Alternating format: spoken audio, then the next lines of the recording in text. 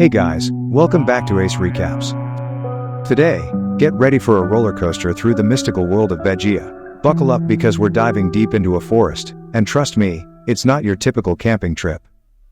The story begins deep inside a forest, where a hunter is seen telling his daughter a fairy tale about a wolf and the 7 sheep. Suddenly, they hear something growl outside their tent. As the hunter loads his gun and goes to check it out, he is mauled by a wolf, leaving the little girl to fend for herself.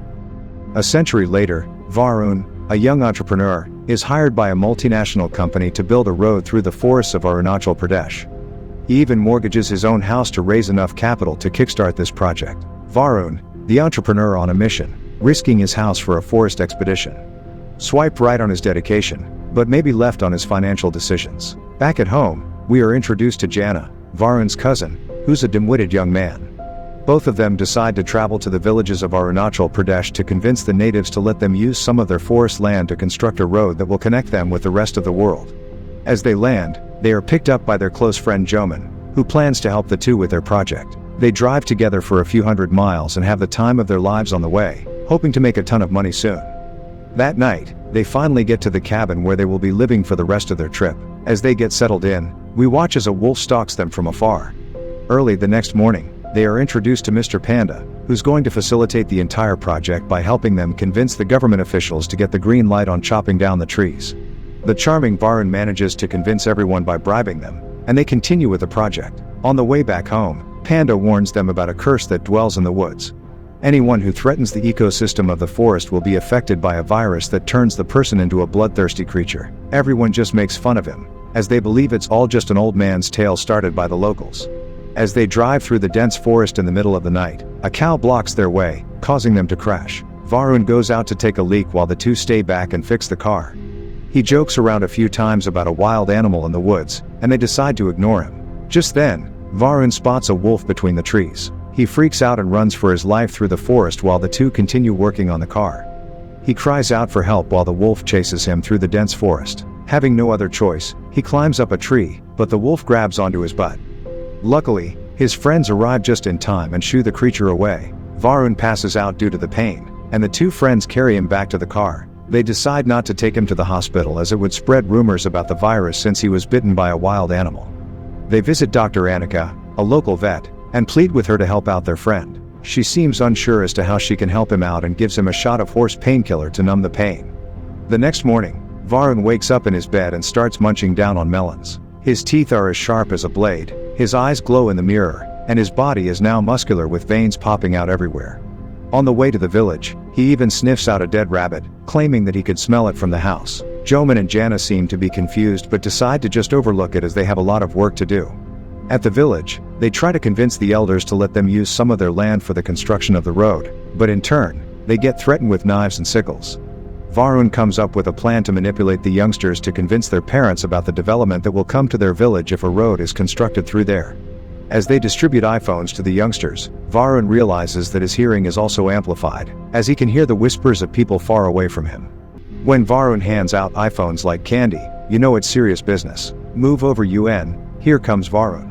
He suddenly feels a sharp pain in his stomach, and his friends decide to take him to a local healer who's been around for 120 years.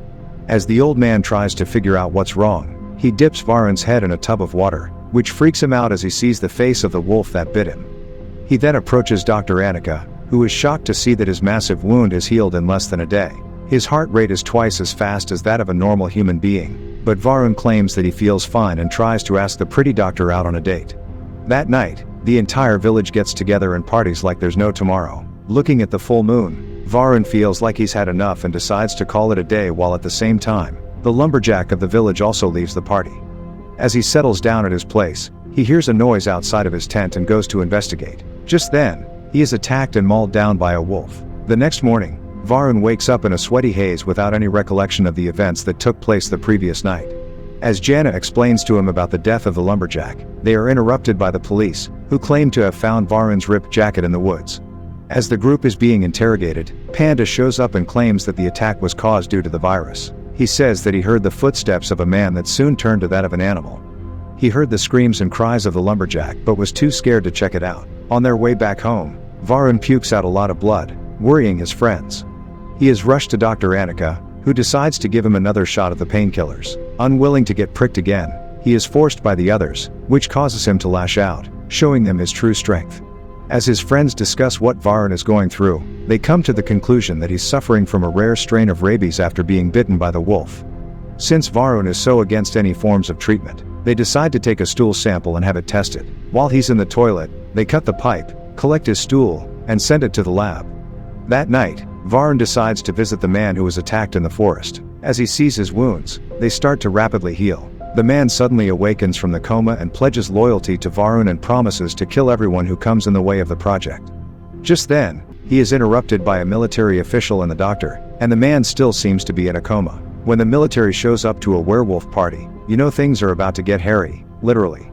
As he waits outside, he overhears the two discuss the quick healing of his wounds. They come to the conclusion that it's the virus and decide to eliminate the threat.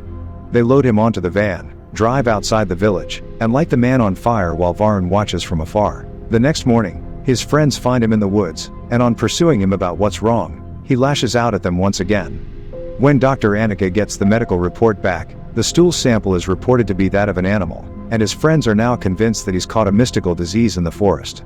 The two decide to rush back home to check up on Varun. At the cottage, Varun is seen staring at the full moon. His bones soon start to crack and rearrange themselves, causing him immense pain. Fur grows all over his body, and his transformation into the wolf is now completed. Just as his friends arrive at the cottage, the wolf flees the scene, and the two decide to follow it. Rabies or curse, the truth unclear. One thing's for sure, the fur's gonna appear. As they drive around the village looking for their friend, they start howling to bait the wolf. Just then, the wolf shows up in Varun's shorts, confirming their suspicion. The wolf tries to attack the two, but luckily, it isn't able to get through the car. The next morning, Varun wakes up by a stream. A snake slithers up his shorts, and he spots the wolf that turned him in the woods. He rushes back to the village, and Dr. Annika gives him a ride back to the cottage where his friends await his arrival. He explains to them about whatever is going on with him and proves to them that he can even understand what other animals are feeling by talking to a dog. He gives his shorts to Janet to dispose of the evidence, and they are made aware that the other lumberjack that they hired was also mauled to death by a wolf. At the police station, the surveillance footage shows a wolf wearing shorts attack the poor man. Having no clue as to what must be done, they rush back over to the cottage to discuss their next plan of action. That night, Panda is caught sneaking around the house as Jana failed to dispose of the evidence. Varun threatens to turn him and his entire family into werewolves if he tells a word about it to the villagers, and Panda has no other choice but to agree to his demands. He promises to help them out by tracking down the old healer as he lives in the woods. The military is on high alert for a wolf attacking civilians and is seen roaming around trying to track down the animal. That night, the friends approach an abandoned factory and decide to strap Varun with chains to stop him from attacking people. Just then the military chief approaches them and locks them in, claiming he knew something was up the second they arrived at the village. They beg him to let them out, but the transformation soon takes place. As he records the events of the night, Varun is seen about to maul both his friends. Just then, the chief is dragged away, and the locks are opened. Another wolf approaches them, and the two walk away. The next night, they all approach the ancient healer, who claims that the only way to save Varun now is for the wolf to bite him in the same spot it did earlier. Even though this might be a death sentence, the group decides to give it a shot. They all get together and stitch up an armor, leaving only the butt open. Dr. Annika decides to take Varun to her favorite spot in the woods, as this might be the last time she gets to spend time with him. As they get there, Varun is mesmerized by the beauty. He wishes he never had to leave the forest, but Varun is determined to get back home. That night as they get to the location, they suit up, and Varun hangs from the tree. At the same time, the military is seen surveilling the forest in search of the wolf. Just as the wolf approaches the target, a gunshot is heard, and the group decides to vacate the place. Knowing that this might be his last chance to turn back into a human, Varun chases after the wolf. As he gets to a cave, he spots Dr. Annika injured. She claims to have been protecting the forest for 100 years since she was bitten as a child. She wanted to kill Varun for destroying the forest, but he luckily got away. Once she got to know him, she decided to spare his life as she thought that he could be the new protector of the forest. She offers to turn him back, but just then she's sedated and captured by the military. The wolf is taken back to the village, where they plan on lighting her up on fire. Realizing that the love of his life might be in danger, Varun uses his emotions and forcefully turns into a werewolf even though it's not a full moon. Because nothing says I love you like turning into a werewolf to save your significant other from the military. Relationship goals. He rushes to her aid and manages to free her from the cage. The both of them work together to take down the military and succeed, but Annika gets injured in the process. Werewolf date night, roses are red, werewolves are furry. This love story is getting quite blurry. The entire village bows down to the might of the wolves as an apology for trying to disturb the peace of the forest. The two wolves walk together through the forest and get to Annika's favorite spot. Looking at her grave injury, Varun tries to help her out, but Annika falls down the cliff, leaving Varun all alone as the protector of the forest. 6 months later, Varun is seen coming up with a new plan to save the trees by building a road around the forest. So who do you guys think is the real hero of the story? Varun, Annika, or the forest itself?